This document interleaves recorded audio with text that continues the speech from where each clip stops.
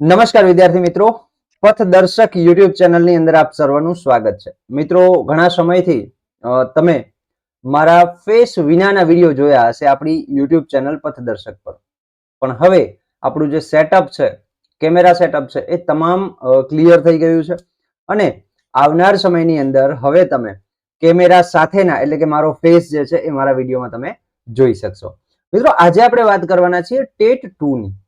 જી હા મિત્રો, તમને થશે કે સાહેબ હાઈકોર્ટ પટ્ટાવાળા અને હાઈકોર્ટની ભરતીને તમે વધારે કવર કરો છો, પરંતુ આજે કેમ ટેટ 2? તો મિત્રો, ટેટ 2 જે છે એ મારે પોતાને બીએડ ચાલુ છે અને મારા જે સહપાઠીઓ છે એ સહપાઠીઓને પણ મદદરૂપ થઈ શકાય એ ઉદ્દેશ્ય સાથે આપણે આવનાર સમયની અંદર ટેટ 2 નું જે શિક્ષક અભિયોગ્યતાનું જે 25 ગુણનું વેટેજ છે એના માટે કંઈક પ્લાન કરી રહ્યા છીએ અને એ પ્લાનની અંદર આપણે એ 25 ગુણ મેક્સિમમ માર્ક્સ 25 માંથી આપણે કવર કરી શકીએ એવા પ્રયત્ન આપણે કરવાના છીએ અને એક એની સિરીઝ પણ સ્ટાર્ટ કરવાના છીએ.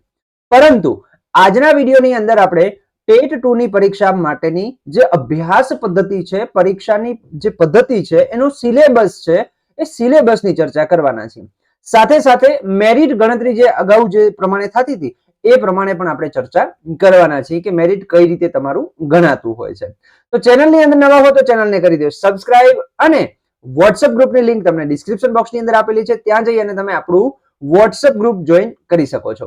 ટેટ 2 ની શિક્ષક અભિયોગ્યતા સ્પેશિયલ 25 ગુણનું આપણે એક પ્લાન કરી રહ્યા છીએ કે એની સિરીઝ પ્લાન કરી રહ્યા છીએ, બરાબર. સાથે સાથે ભાષાના વિદ્યાર્થીઓ માટે પણ આપણે કંઈક નવું પ્લાન કરી રહ્યા છીએ, તો જોડાયેલા રહેજો આપણી યુટ્યુબ ચેનલ સાથે.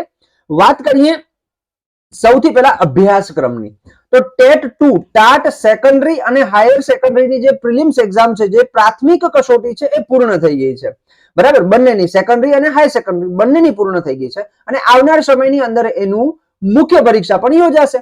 ઓકે, તો ટાટની મુખ્ય પરીક્ષા માટે પણ જો તમારી ક્વેરી હશે તો આપણે કંઈક એનો પ્લાન કરીશું, કારણ કે જે વર્ણનાત્મક છે અને ગુજરાતી છે, તો ગુજરાતી વર્ણનાત્મક છે, તો ગુજરાતીનો મને 6 વર્ષનો અનુભવ છે, તો એ અનુભવના આધારે આપણે જે છે એનો કંઈક પ્લાન કરીશું.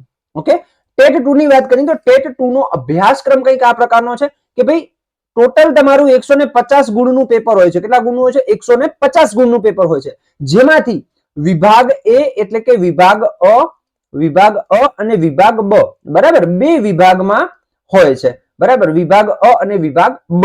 વિભાગ અ છે એ 75 ગુણનું હોય છે, જે કોમન પેપર હોય છે, જે દરેક સબ્જેક્ટના વિદ્યાર્થીઓ માટે, દરેક તાલીમાર્થીઓ માટે સેમ હોય છે, જેની અંદર આ 75 ગુણ છે વિભાગ અ નો. એની અંદર બાળ વિકાસ અને શૈક્ષણિક શાસ્ત્ર જે તમારું મનોવિજ્ઞાન સંલગ્ન છે એ 25 ગુણનું તમને પૂછાય છે. સાથે સાથે ભાષા છે, ગુજરાતી અને અંગ્રેજી, એનું વ્યાકરણ, શબ્દ ભંડોળને લગતા પ્રશ્નો 25 માર્ક્સના પૂછાય છે અને સાથે સાથે સામાન્ય જ્ઞાન એટલે કે તમારું જીકે અને એની સાથે શિક્ષણના વર્તમાન પ્રવાહો, બરાબર, એ પણ 25 ગુણના પૂછાય છે. હવે જનરલ નોલેજ ની વાત કરીએ તો એની અંદર એક તો સામાન્ય જ્ઞાન પૂછાઈ શકે છે, સાથે સાથે રીઝનિંગ એબિલિટી એટલે કે રીઝનિંગ ને લગતા પ્રશ્ન પૂછાઈ શકે છે, લોજિકલ એબિલિટી ને લગતા પ્રશ્ન પૂછાય છે, ટીચિંગ એપ્ટિટ્યુડ ને લગતા પ્રશ્ન પૂછાય છે, ડીઆઈ એટલે કે ડેટા ઇન્ટરપ્રિટેશન જેવા પ્રશ્ન પૂછાય છે અને શિક્ષણના વર્તમાન પ્રવાહો અને શિક્ષણની યોજનાઓ છે તો એને લગતા પ્રશ્ન પૂછાતા હોય છે આ 25 ગુણની અંદર. એના પછી જે વિભાગ બી છે, જે વિભાગ બ છે, એની અંદર દરેક જે સબ્જેક્ટ છે જે તમારો બીએડ ની અંદર એના આધારિત અલગ અલગ હોય છે. અહીંયા આપણે ભાષાના સબ્જેક્ટ જેમને ભાષા છે એમના માટેની વાત કરીએ તો ભાષા માટે જો ભાષા જેમને છે 6 થી 8 માં ટેટ 2 ની જે ભાષાની પ્રિપેરેશન કરે છે એમના માટે 4 અલગ અલગ સબ્જેક્ટો તૈયાર કરવાનો હોય છે: ગુજરાતી, અંગ્રેજી, સંસ્કૃત અને હિન્દી. ગુજરાતીની વાત કરીએ તો 15 + 5 એટલે કે ટોટલ 20 ગુણનું વેટેજ છે. 15 ગુણ જે છે એ તમારો વિષય વસ્તુને લગતું, 6, 7, 8 ના જે પાઠ્યપુસ્તક છે એને લગતું હોય છે અને 5 ગુણ તમારા ગુજરાતી પદ્ધતિ શાસ્ત્રના હોય છે. આમ ટોટલ 20 ગુણનું વેટેજ હોય છે.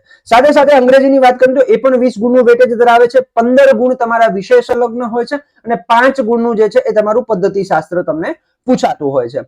હિન્દીની વાત કરીએ તો 15 ગુણ જે છે એ વ્યાકરણને લગતું, જે તમારું પાઠ્યપુસ્તક છે એને લગતું અને 5 ગુણ પદ્ધતિ શાસ્ત્રના, આમ 20 ગુણનું હોય છે.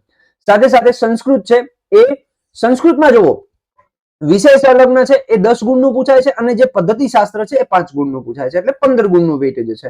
તો આમ ટોટલ વિભાગ બ પણ તમારો કેટલાનો છે? 75 ગુણનો છે. કેટલાનો છે? 75 ગુણનો છે. ઓકે, તો આ બંને જે છે એ 75 ગુણના છે, બંને વિભાગો, વિભાગ અ અને વિભાગ બ. ઓકે, અને આના આધારે જે છે એ હવે મેરિટ કઈ રીતે ગણાતું આવ્યું છે અત્યાર સુધી એની આપણે ચર્ચા કરીએ. તો આટલી માહિતી તમને ક્લિયર સમજાણી હશે. આગળ વાત કરીએ તો મેરિટ કઈ રીતે ગણાય છે. તો મેરિટ કંઈક આ પ્રકારે ગણાય છે કે જે બીએ તમે કરેલું છે તો બીએ ના તમારા 20% વેટેજ હોય છે. જે તમારા ટકા હોય છે એને 20% ગણાય છે. બરાબર. એમએ છે તો એમએ ના 5% ગણાય છે.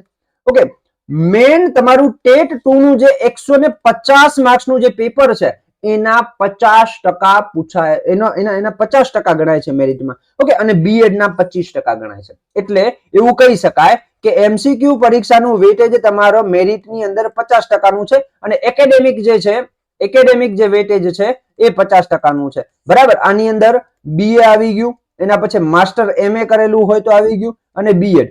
બરાબર. બીએડ આ ત્રણ ના થઈને બીએડ ના 25%. બરાબર. બીએડ નું જે તમારું રિઝલ્ટ હોય એ પણ તમારું અહીંયા મેટર કરે છે. 25% વેટેજ તમારા બીએડ ના રિઝલ્ટ નું છે, એમએ ના રિઝલ્ટ ના 5% અને બીએ ના જે રિઝલ્ટ છે એના 20%. બરાબર. આ રીતે 50% એકેડેમિક અને 50% એમસીક્યુ બેઝ જે છે એ તમારું વેટેજ હોય છે.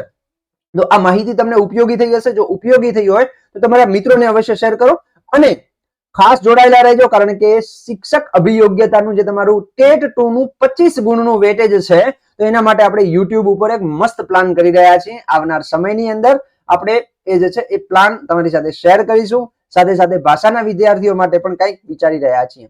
ઓકે, ચલો તો મળીએ આવી જાવ નવી માહિતી માટે. ત્યાં સુધી જોડાયેલા રહો આપણી YouTube ચેનલ પથદર્શક સાથે. જય હિન્દ, જય ભારત.